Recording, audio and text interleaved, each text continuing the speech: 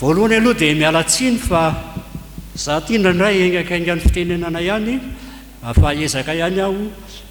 mba ampafantatra anareo zay tokony ho fantatra. Tiako amafisina kely ihany nahatonga aho hanao ny doctorat. Voalaza teo pasteur Soler Paul fa izy ny tena zay moa tanora zandriny, izy ny tena nampianatra anay hoe ianareo mba raisan-tsoratra zay zavatra hitanareo rehetra, zay zavatra ataonareo naiza ka mety mandinika ianareo fa za mandray an-tsoratra mandrakiriva na aiza tsy amin'ny fianarana ihany fa ny fiangonana sy amin'ny sehatra rehetra zay naleako nateto natany ampitan-dranomasina. Ka ny fiangonana mahalala ny tantarany zay moa no voalaza ombenombeny fa rehefa nyteny tamiko pasteur Maolo dia lazao ihany koa zay mahazava-dehibe amin'ny tantara ka dia ho lazaiko voalohany zany ny mahazava-dehibe ny tantara. Avy eo ny mahasarobidy ny ahalalany fiangonana ny tantarany, ary farany ny tombontsoa ny fahalalana ny fiangonany ny tantarany. Reo zany no jerentsika ao anatin'izao lahateny izao. Voalohany dia hoe ny mahazava-dehibe ny tantara, ka ho faritatsika fohy ny tantara. Ny tantara moa dia nadika avy amin'ny teny frantsay hoe histoire, fa avy amin'ny teny grika ihany koa izy io,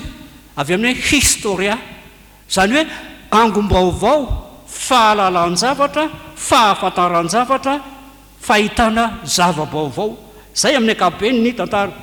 Vampahalalana ny fivoaran'ny fiarahamonina, ka ny marina ao anatin'izany fivoaran'ny fiarahamonina zany no ezahana hasongadina. Zay marina zay na dia fisaka aza izay no ezahana fantarina, na dia tsy dia fantatra tanteraka aza 5-10 taona tsy dia haintsika aloha ny tany voalohany, fa mba miezaka sika manao fikaroana mamantatra zay mety manakaiky ny marina. Ka ny antony alalana ny tantara io, ilaina ny fahafantarana ny fivoaram-piainan'ny fiarahamonina ho tsika teo, na ny fikambanana na ny fiangonana tahaka ny fiangonana isotro fitiavana, mba hahazona manatsoaka lesona amin'izay tany aloha, ka ny tsara hatsaraina tany an-trany, ny ratsy na ny lesoka ezahana tsy atao na arenina arak'izay azo atao. Ka tsara ho fantatritsika zany ny mahazava-dehibe zany tantara zany, indrindra ho antsika zay manombo-javatra. Na inona ataonao fantaro aloha ahoana ny zava-misy ny zava-niseho teo amin'ny toerana misy anao teo, ary ahazonao ny antony zany dia hoe mba hahatonga anao hanay mandamina ny lahara-pahamehana sy ny zavatra ho fantarina ny amin'ny ho avy, hanatsaranao ny fomba fiasanao, ny drafitra tanteranao. Ilainao zany ny mamantatra ny tantara, ilaitsika ny mamantatra ny tantara.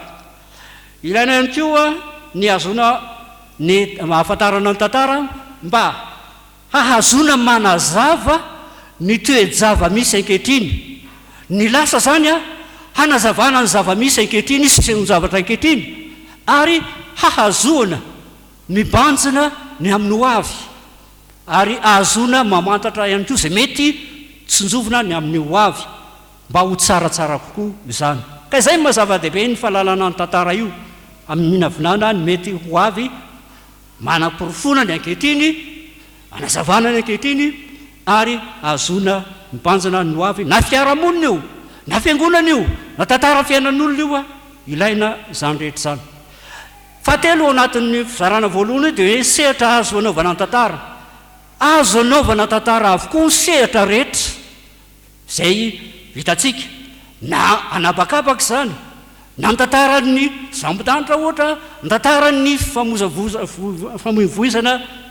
amin'abakabaka, na eny an-dranomasina. Eto aho dia mahatsiaro kely, ny tenako moa dia géographe taloha, ary mba nanana fotoana kely mba nanarahana CD de géographie ny professeur Vigarie zay miezaka manazava fa ilaina ny tantaran'ny famovozana an-dranomasina. Géographie marina fa géographie natao fa géographie de la circulation maritime nampianarina, fa izany dia hamantarana hoe mahazava-dehibe le fifamovozana an-dranomasina io. Ary indrindra ny sehatra tanety io ny tena sehatra azontsika esana ihany koa ary io koa be mpanao sehatra misy ny fiangonantsika ty toeran'ity tantaran'ny paster teo mahafinaritra ny tantaran'ny paster antenaiko izy io fa mba mety anao master CIAS ngamba amin'ny tantara ao iarana mbany professeur Rabiary manana professeur Rafolo zay ny tena nisa manana professeur be indrindra eo amin'ny CIAS ao amin'ny université Raveljon Centre for Intercultural History Centre d'Histoire Interculturelle zava-dehibe io ary ny akora ilaina rehefa hanao tantara tompo tsy mba foronina ary zay ny mahatonga tsy dia navita ny fikaroana tanteraka tany ampitan-dranomasina satria tsy dia nisy akora azo nikirakiraina loatra tsy azo foronina ny tantara fa misy ankora ilaina amin'ny fanaovanao na amin'ny fahalalana ny tantara dia anisan'izany reo tahirikevitra vakoka vavolombelon'ny tantara nambarako hoe tekmeria izy ireo fa vakoka vavolombelon'ny tantara izany nambarany Paul Vaine zay tsy haiviko kely ao anatin'ny teza ao koa ny tahiritsary source iconographique ao koa reo loharano isan-karazany loharano laharana voalohany source primaire toy ny registre toy ny momba ny mpandray fanasan'ny tompo momba ny nandray na ny mariage na masina teto sy sisa reny dia ilaina reny source authentique tena ilaina ao koa reo loharano ambava ao ny atao hoe source secondaire zany hoe ambaratonga faharoa larana faharoa io dia le voka-pikarohany avy nitrandrahana le loharano ambaratonga voalohany na moana ohatra hoe lahatsoratra na mémoire na thèse reny dia azo ainganany koa fa milaina fitandremana tsara ny fandinina azy reny fa misy ihany koa loharano ambava ho amin'ireo olona mahalala ny tantara na antsona hoe personne ressource tena ilaina io mba ahazona manaprofo hoe tena marina ve le voalazana hoe tahirikevitra satria tsy maintsy ataonao ny ataontsika hoe fanadihadiana ny amin'ny tahiry tsy maintsy anaovana kritika io fa tsy voatery hoe tsy maintsy marina foana io dia mba ahazona manaprofo ny fahamarinana ilay tahiry dia misy olona anontaniana tsy latsaky ny folona ohatra zany rehefa tena manao fikaroana anao betsaka arak'izay azo atao zay zany reo ka izany loharano rehetrarehetra zany dia ahazontsika engana anaovana ny tantara mba ahitana ny fivoaran'ny fiainan'le fiarahamonina na ny fiangonana na zay anaovanao fikaroana ary zany no ilaina ihany koa aminaovana amin'ny fankalazana ny jobily tahaka izao na fankalazana tahaka izao anisan'ny nanahirana ho an'ny mpaitantara ny tsy fananana tahiry raha ohatra hoe andinika ny momba ny tantaran'ny fiangonana ianao so ihany sotro fitiavana fa nanana tahiry azon'ny pastera kirakiraina tsara azontsika dinina tsara dia ilaina ihany koa ny fahalalana tantara hahafantarana ny olana ny zava-misy teo amin'ny fiarahamonina anaovanao fikaroana inona ny zavatra olana teo dia inona ny vahaolana nampiariny olona dia ahoana ny tsoakevitra raisinao avy amin'izay zay koa zany mahazava-dehibe ny fahalalana ny tantara mety miaran'ny fanenjehana ianao mety hiaran'ny zavatra sarotra ianao fa eto amin'izao tontolo izao no ahitanao fahoriana hoy ny tompo nefa matoy fa ahoana izy zaho efa naresy zao tontolo izao zao no ambin'ny folo andiny telo amin'ny telopolo by ary voatsea teo ny Matio efatra amby roapolo izay hitantsika fa hitondrana fahoriana mandrakariva reny ka inona moa ny tantaran'ny fiangonana ny tantaran'ny fiangonana zany izay tokony fantarina dia ny asan'Andriamanitra tamin'ny alanan'ireo mpanompo ny fandimby teo ny dia tanan'Andriamanitra teo amin'ny firenena ihany koa satria azadino fa Jesosy Kristy tompo mivo amin'ny Jesosy Kristy ny tantara za tamin'ny nahaterahany Jesosy Kristy ary ny tantara rehetrarehetra dia saika manao an Jesosy Kristy ho référence hoe talohan'i Jesosy Kristy before Christ na taorian'i Jesosy Kristy anao domini rehefa teoriana moa tsy apetaka ny after Christ nanao domini ka ny asan'Andriamanitra teo amin'ny fiangonana ny fijoroan'ny fiangonana vavolombelona zay no mahazava-dehibe fanatanterahana ny tantara. Ka inona ny asarobidy?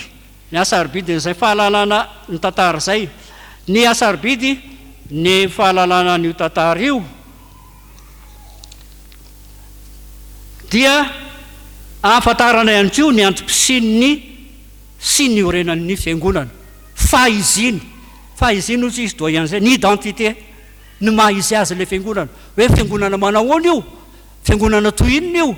Sokajiny olona ohatran'izy avy ny ao anatiny. Ary zay zany no anisan'io zava-dehibe mahasarobidy ale zay koa.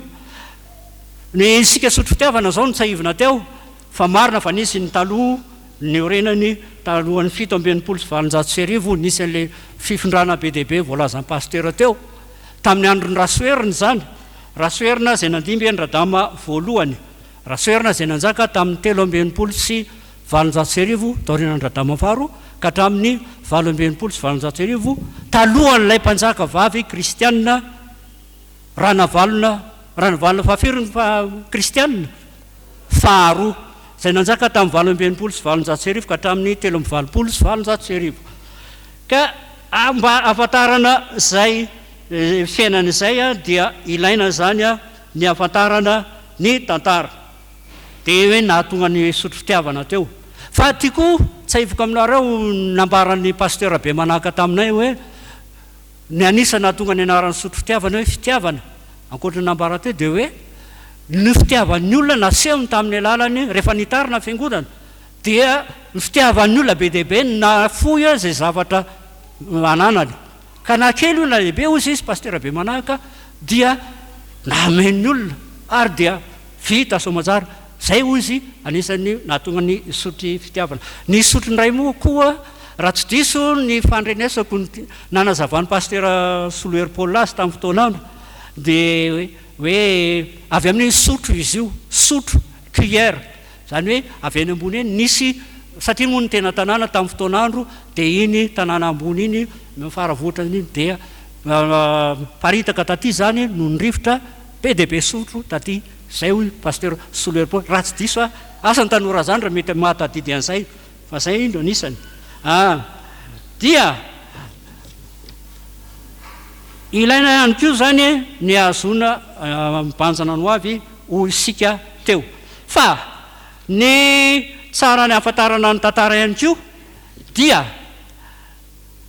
mba ahazona mandavorary tsara ny fitorina filazantsara, fitosy filazantsara iza nosy Madagasikara. Ka izy io efa niteniko ihany tamin'ny président misy ihany fa nahitsy le izy le Madagasikara mantsy le nosy mantsy tsy tia Madagasikara tany be ty fotsiny le nosy, fa misy olym-pikaroka nosy be, misy nosy lava, misy nosy bora sy ny sisa, ary na nosy be aza dia mbola misy ilo kely be dehibe. Dia zay nanafoizana azy hoe aloha tonga dia atao hoe Madagasikara fotsiny. Archipel ozy izy mipikaroka le izy hoe vondronosy, manahirana amiteny hoe vondronosy Madagasikara zany fa Madagasikara fotsiny nanatsorana azy. Dia io nanovany président Ami azy. Ny mahazava-dehibe anio le fahalalana ny tantara ihany koa dia ahazontsika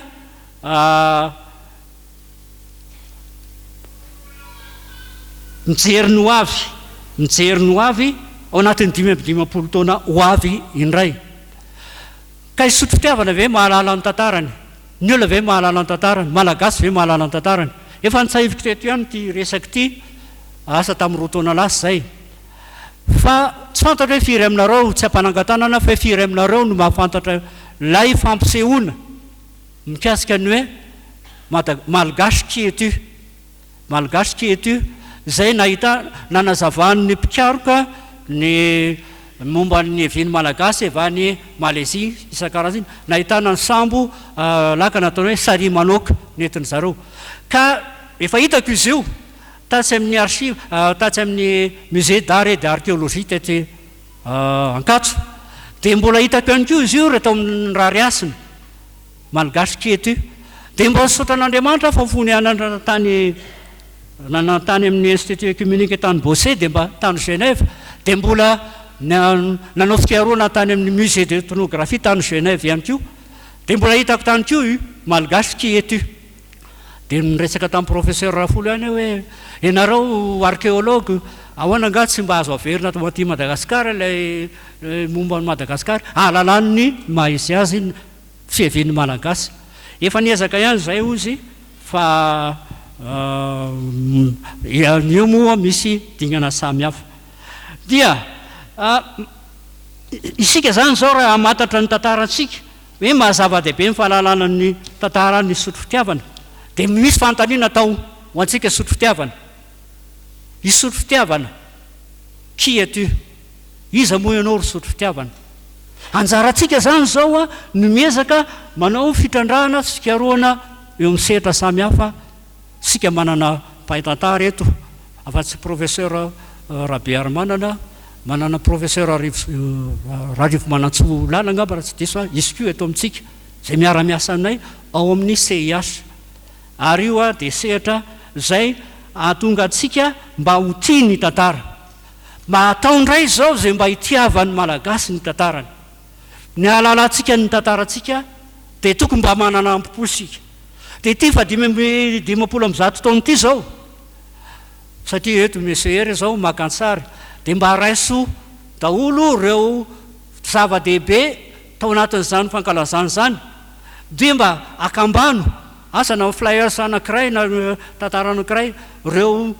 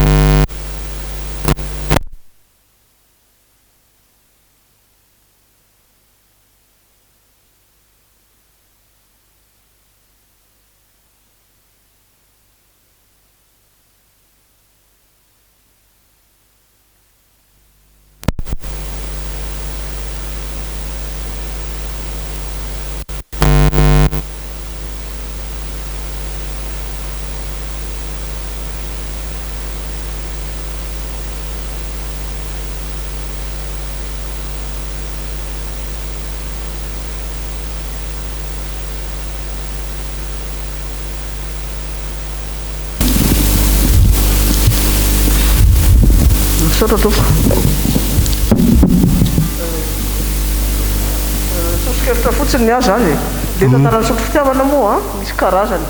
atao hoe tantara le tantarany naveny tandrina teo zao dia ireny fomba fanoratra ny tantara raha dia rena ny fiangonana eto Madagasikara ohatra hoe ny fiangonana Ambatonakanga nanao ny azy ohatra na ny Anembonina nanao ny azy reny ny anankiray dia hitantsika tamin'izany reto ny zavatra vita ny fiangonana tamin'izao vanim-potoana izao ihany na ny mpitandrina teto rano na aveo zao ny zavatra nivaingana tamina taony dia misy le fomba fanotrany tantara hafa zany zay tovonana zavatra hafa ao anatin'le hoe tantara ny fiangonana avariana avatsy zany hoe ohatra atao histoire sociale izy ohatra na histoire socio-culturelle histoire de mentalité zany hoe tovonana hevitra hafa sy fomba fijery hafa zay le izy ary efa natomboka zay a misy fotoana natomboka satria nanaovana an'le izy zany de miainga tamin'ny arsiva ny sotro-pitiavana mampalahelo anefa fa le arsive reo de tsy hita zany hoe tsy fantatra tsara ho teneniny eto izy na tsy fa sahala amin'ny hoe misy fatahorana ihany a hoe le mpikaroka momba ny tantara ilaza zavatra tsy azo lazay satria ao anatin'ny zava-miseho fiangonana tsirairay a misy zavatra eritreretina fa tsy mety na ratsy a de afeniny reny ka zay ro ataoko hoe misy fomba fanotra tantara samy hafa zay ka asa na ahoana fa de nalaina teo am-pelantananay zany hoe ramatoa rakotoariseny raha misy andrazana sy ny tenako a le arsiva ny sotro-tiavatra misy registre tamin'izany a de tsy naverina taminay tsony le izy de aveo a nisy mpianatra ihany koa nijoro anohatra an'le tantara de izy moa tsy eo izy zao fa anyvelana izy a ka tsy fantatra fa tsara ho antanina ihany fa ety ny anadahany a de raha tsika mahalala koa ny reniny a zay manany lanjany be ety mihitsy fa zay a de fomba fijery ao anaty fonoteny hoe scientifique fa tena ilaina mihitsy le fanoratana le tantarany sotro-pitiavana hijerena le lafiny maro paster ka misaotranao nanao an'iny aloha fa azo atao a na tokony atao no hotovonana le izy zany fa de asa zay fomba anoratana an'le tantara mba ho lasa boky am'izay vita prity de amidy a ampikano mbana ampiangona sy amidy erany tsy fantatra eran'izao tontolo zao amin'ny alalan'ny site web na youtube na tsy fantatra misaotra tompoko zava-dehibe zay professeur raha misy tandrazana moa zanaky sotro-fitiavana ihany ko sy tanora zandro namanay tao zay ny tanora zandro ny tanay ny mety mahafantatra azy tsara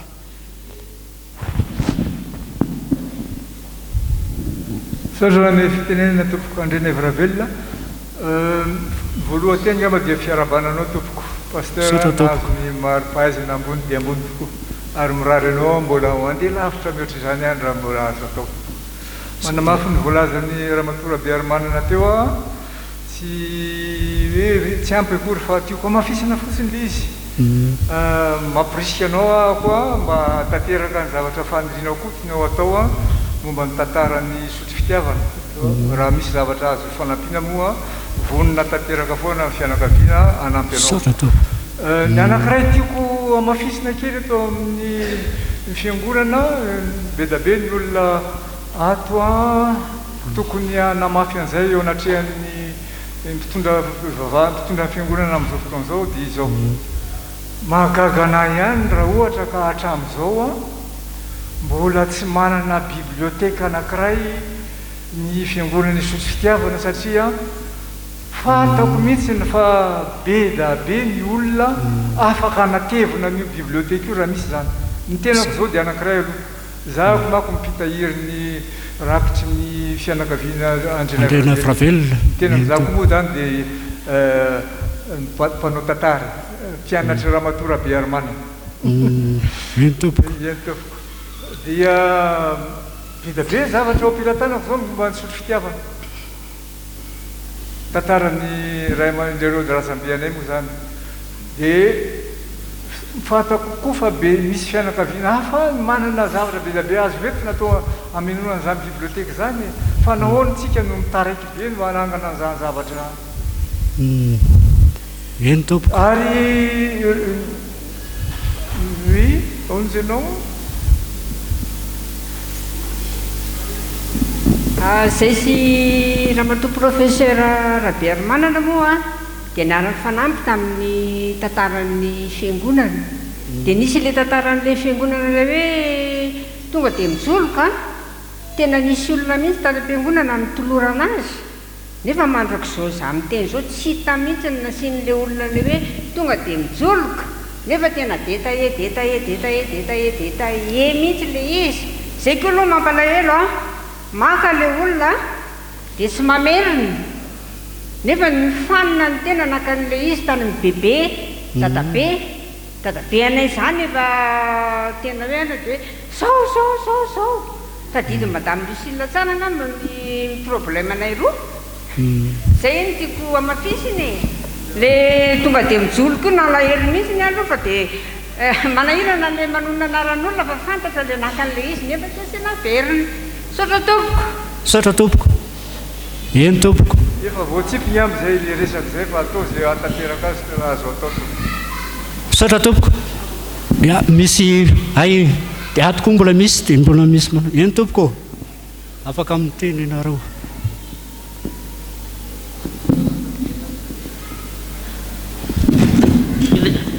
manantitra amin'ny fiarabananao hoe eny tompoko raha misy mampianatra namana sady pastera e fantatro na enao teo hoe tsika sy anao moa samy nandalo tao madame Lucille fa lisona anao histoire fa najaniko ny histoire fa sociologie natao na enao teo hoe tsara mahafantatra ny tantara ekeko marina fa ny zavatra fiangonana moa resantsika eto ohatsy ianao hoe le fiarahamonina fiangonana etranainao ny teny madame Lucille teo hoe ny zavatra ratsy tsy tenenina amin'ny tsy mety ahoana moa ny anotsiana azy raha tsy tenenina le izy sa ny olo-kafa ny anitsy azy de aka ohatra kaika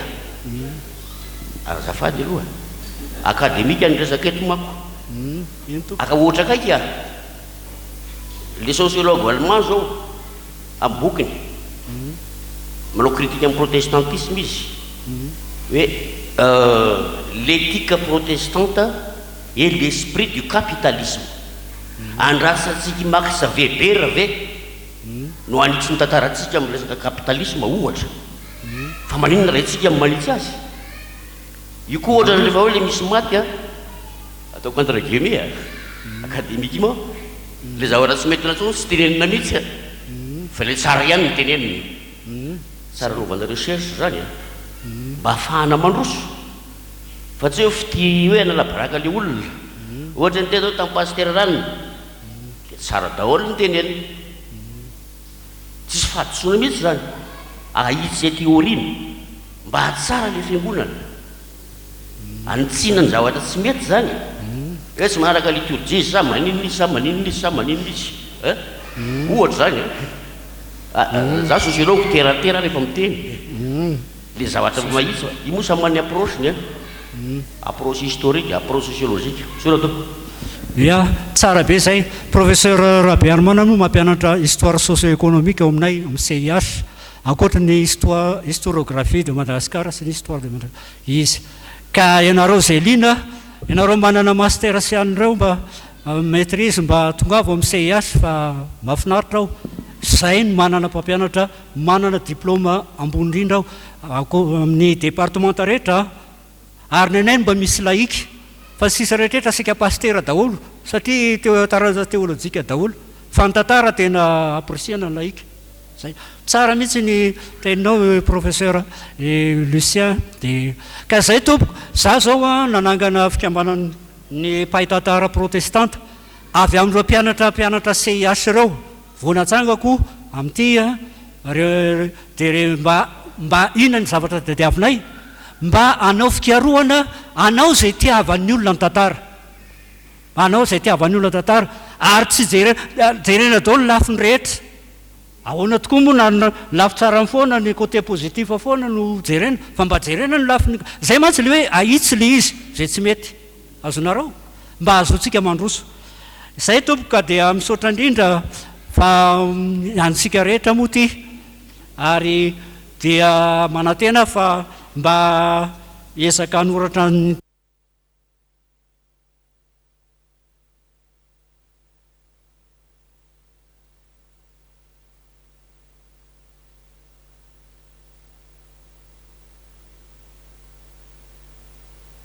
eny tompoko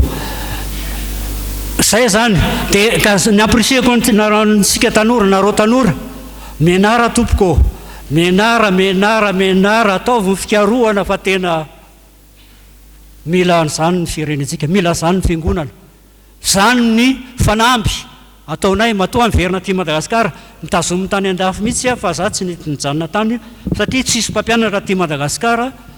dia raha hijanona ny daholo dia izany mba hanao aty, izany mba hampianatra any aty, zay dia voninahitra dia ho an'Andriamanitra irery ihany tompoko.